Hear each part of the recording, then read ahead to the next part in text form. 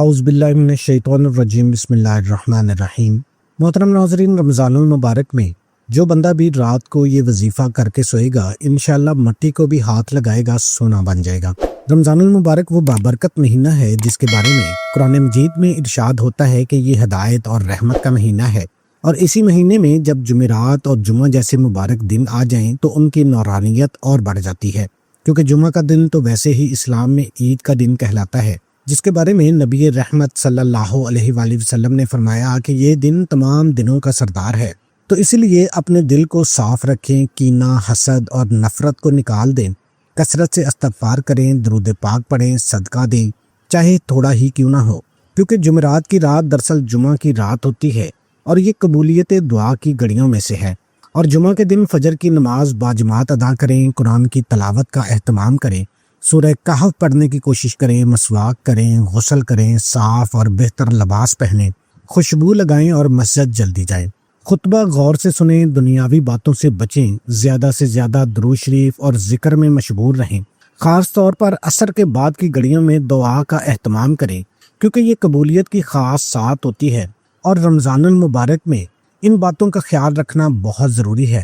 دماغ کے ساتھ ساتھ دل کی حاضری، نیت کی صفائی اور اللہ کی رضا کا جذبہ ہونا چاہیے۔ جب بندہ سچے دل سے ان مبارک دنوں کی قدر کرتا ہے، اپنے اعمال درست کرتا ہے، رشتہ داروں کو جوڑتا ہے اور حلال رزق کی فکر کرتا ہے، تو اللہ تعالیٰ اس کی زندگی میں ایسی برکت عطا فرماتا ہے کہ معمولی کوشش بھی بڑی کامیابی بن جاتی ہے۔ تو آپ نے ان دنوں کو معمولی نہیں سمجھنا۔ رمضان المبارک ہمارے پاس مہمان ہے، بہت تھوڑے دن رہ گئے ہیں، تو وہ خاص تسبیح جو آپ نے رمضان المبارک کی ہر رات کو کرنی ہے، کیسے کرنی ہے اس کی تفصیل آپ ذرا سمجھ لیں۔ یہ کوئی معمولی تسبیح نہیں ہے۔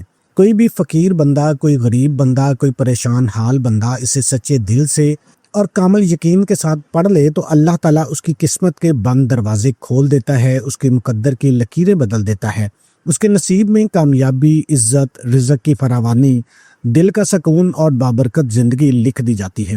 کیونکہ رمضان المبارک خود رحمتوں کا مہینہ ہے، اس میں قرآن مجید نازل ہوا، تو آپ نے روزانہ رات کو یہ عمل کرنا ہے۔ کیسے کرنا ہے کہ درود ابراہیمی کی تسبیح آپ نے کرنی ہے۔ درود ابراہیمی تمام درود پاک میں سے افضل اور مبارک درود شریف ہے۔ یہ وہ درود ہے جو ہم ہر نماز میں پڑھتے ہیں۔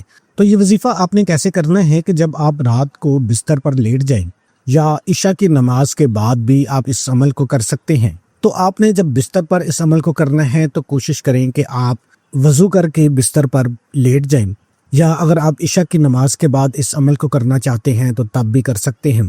تو آپ نے کامل دھیان کے ساتھ، مکمل یکسوئی کے ساتھ ایک تسبیح درود پاک کی پڑھ لینی ہے۔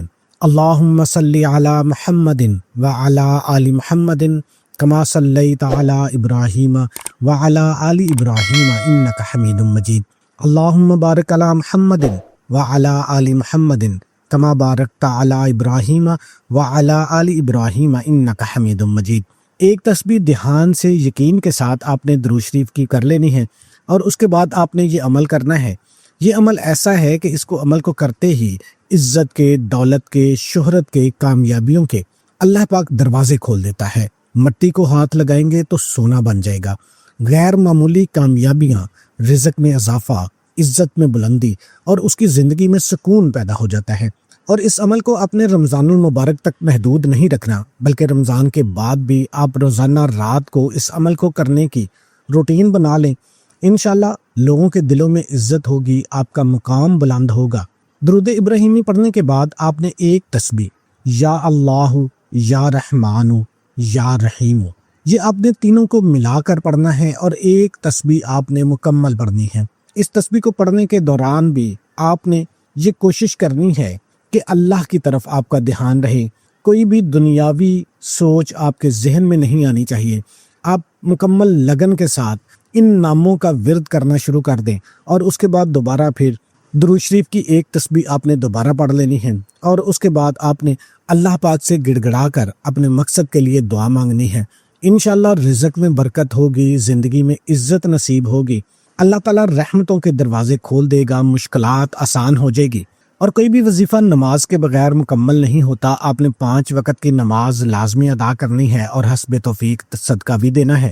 ویڈیو پسند آئے تو اس کو لائک ضرور کیجیے گا اور شیئر ضرور کیجیے گا. مجھے بھی اپنی دعاؤں میں ضرور یاد رکھیں. اپنا بہت خیال رکھیں. اللہ حافظ.